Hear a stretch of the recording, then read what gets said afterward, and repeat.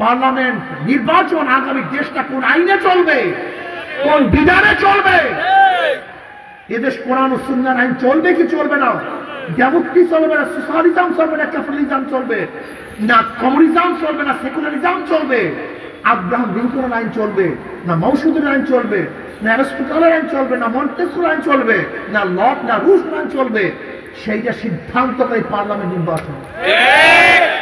তুমি খালি রাস্তাঘাট রাস্তাঘাট রাস্তাঘাট, খালি রাস্তাঘাট রাস্তাঘাট, পার্লামেন্ট নির্বাচন। হ্যাঁ, পার্লামেন্ট নির্বাচন তোমার ইমানের মাসালা, পার্লামেন্ট নির্বাচন তোমার টুপির মাসালা, দাড়ির মাসালা, মসজিদের মাসালা, মাদ্রাসার মাসালা, দেশের অস্তিত্বের মাসালা। তুই পার্লামেন্ট নির্বাচন তুই চেয়ারম্যান নির্বাচন বানায় দিস, মেম্বারি নির্বাচন বানায় দিস, উপজেলা নির্বাচন বানায় দিস। বলতে বলছেন আপনার কথা শোনে কে? আমি তো শোনাবার জন্য আসি, মানাবার জন্য তো আসিনি। রাস্তা আলাই বুঝাইতে একজনও মানিয়েন না, একজনেও মানিয়েন না, সেটা আমার কিচ্ছু আসে না। তা বলছেন বলেন কেন? ওই কিয়ামতের মাথা যে আমার জিজ্ঞা না কানিয়ে দাও, আমি তো বলে নাই, এই মৌলবী বলে নাই, এর ইমামতির ভয়ে, পীরগিরির ভয়ে, দাওয়াতের ভয়ে, মাইলের ভয়ে এই জিজ্ঞাটা নিয়ে না দেবে বললাম। কেউ মানিয়েন না, কোনো সমস্যা নেই, কোনো দরকার নেই মানার। মানাবার জন্য আসি না, শোনাবার জন্য আসি। কিন্তু বুঝিয়া শুনিয়া মাওলার কবরে ফেলি। আমাদের সমস্ত মানুষদের রোগে অন্ধ হয়ে গেছে। হুদুদ পাখির কথা কোরআনের মধ্যে আছে। হুদুদ পাখির গুণ কি? মাটির নিচে পানি দেখতে পারে। কাক বলছে ব্যাকুল, মিথ্যা কথা জাগাবাস না। বলে কেন, কি হয়েছে? তো তুই মাটির নিচে পানি দেখো, তা তোর যদি ফান পাতা হয়, ওই ফানের মধ্যে পড়িয়া তুই গলার নিচে রশি লাগাও কি যাবে? তুই মাটির নিচে পানি দেখো, উপরে মাটির উপর তোর যদি ফান পাতা হয়, সেটা দেখোস না? মৃত্যু কথার যুক্তি আছে কি নেই? এবার হুদুদ পাখির কথার জবাবটা জীবনবার শুনবেন, এটা মনে রাখবেন। হুদুদ পাখির জবাব এটা আল্লাহ পাকের তকদীরে মাসাল, আল্লাহ পাকের ফয়সালা। কিন্তু শোনো, যখন আমার মধ্যে লোভ থাকে না, কি থাকে না, বলেন লোভ থাকে না, তখন আমি মাটির নিচের পানি দেখি।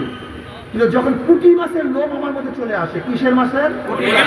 ওই যে ফান পাশে পুঁটি মাছ, ওই পুঁটি মাছের লোভ যখন আমার মধ্যে চলে আসে, তখন আমার যদি যে রশি, গলার রশি ফাঁসিতে ঝুলানো হবে, সেইটা আমি দেখি না, অন্ধ হয়ে যাই লোভে। আমরা সব লোভে অন্ধ হয়ে যাই। ক্ষমতার লোভ, অর্থের লোভ, এই চাঁদার লোভ, আমরা সব অন্ধ হয়ে যাই। অন্ধ হয়ে না বাবা, ফাঁসিতে পড়বা, ফাঁসিতে ঝুলবা। আশ্চর্য বিষয়, আমাদের মুসলমানদেরকে, মানুষদেরকে গরু ছাগলের মতো কিনে। আচ্ছা বলো তো, দেশি মুরগের দাম কত? দেশি মুরগের কেজি কত? 1 কেজি দেশি মুরগের দাম কত? 700 টাকা। সেই মোরগটা 2 কেজি 3 কেজি হয়, তার দাম কত? 800 টাকা, 1500 টাকা। একটা মোরগের দাম 1500, আর এই মানুষকে কেনে মাত্র 500 টাকা দিয়ে। একটা মোরগের দামও না, কপাল পড়ে। হ্যাঁ বলো তো, ভালো খাসির দাম কত? 20-25-এর কম না, ভালো খাসি কত হাজার? 20-25। আর তোমার দাম? খাসির চেয়েও দাম কম। কপাল পড়ার গোষ্ঠী, আশরাফুল মাখলুক, একটা খাসির চেয়েও দাম কম। বলেন তো, ভালো একটা গরুর দাম কত? 2 লাখ 3 লাখ। একটা গরুর দাম 3 লাখ 5 লাখ, আর তোমার দাম 1500। গলায় রশি লাগাও, তুমি মানুষ না, আশরাফুল মাখলুকাত হতে পারো না। তুমি গরুর চেয়েও খারাপ, খাসির চেয়েও খারাপ, মোরগের চেয়েও খারাপ। আশরাফুল মাখলুকাত গরু ছাগলের মতো ক্রয় বিক্রয়। যদি বিক্রি হইতে চাও, কতটা ভালো একটা হারের দামে বিক্রি হবে। যদি বিক্রি হইতেই চাও, কিসের দামে? একটা ভালো সার, সারের দামে বিক্রি। তোমার 5 লাখ টাকা দাও, কেউ যদি কিনতে আসে, যাও ভাই কোম্পানি, আমি সার 5 লাখ টাকা দাম নিয়ে নিলাম। তোমার সারের দামে বিক্রি হয়। মানুষ আমি আশ্চর্য হয়ে গেছি।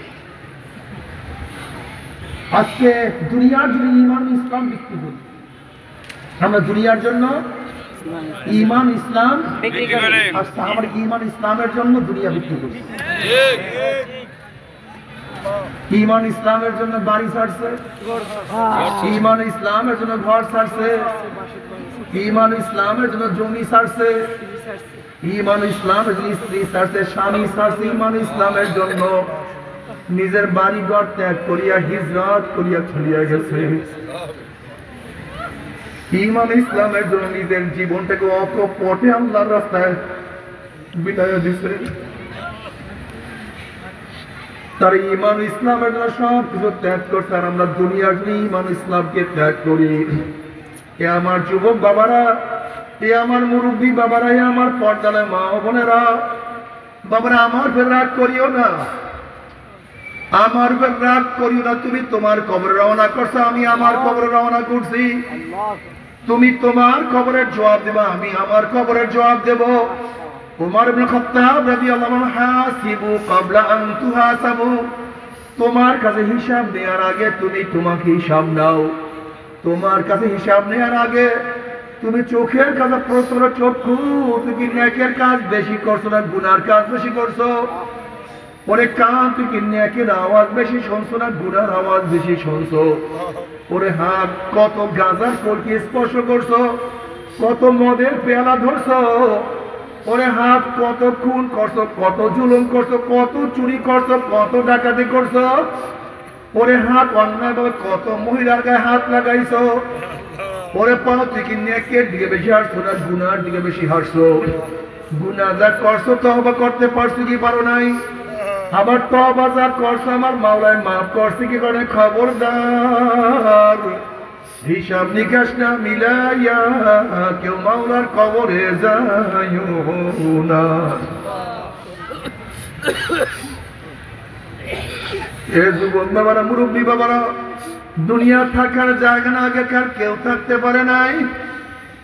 যদি ঘরের মালিকের সাথে পরিচয় করিয়া গভীর রাত্র ঘরে ঢুকো, কোনো টেনশন নাই, কোনো চিন্তা নাই। যেরকম রাত 3টার সময় শ্বশুর বাড়িতে নক করো, শ্বশুর বলবে কে? তুমি বলবে আব্বু আমি আপনার জামাই। অমনি শ্বশুর লাফ দিয়ে উঠবে, জামাই আসছে, জলদি বাতি জ্বালাও, বিছানার ব্যবস্থা করো, খাদ্যের ব্যবস্থা করো। আমার জামাই এত রাত্রে কোন বিপদে পড়ে আসছে, কেন এত রাত্রে আসছে? যেহেতু ঘরের মালিকের সাথে পরিচয় আছে, যত রাত্রি ঢুকো কোনো টেনশন নাই, কোনো চিন্তা নাই। কিন্তু ঘরের মালিকের সাথে পরিচয় না করিয়ে যদি রাত্রে ঢুকো, অমনি বলবে চোর আসছে, ডাকাত আসছে, ওকে বান, ওকে মার, ওকে ধর।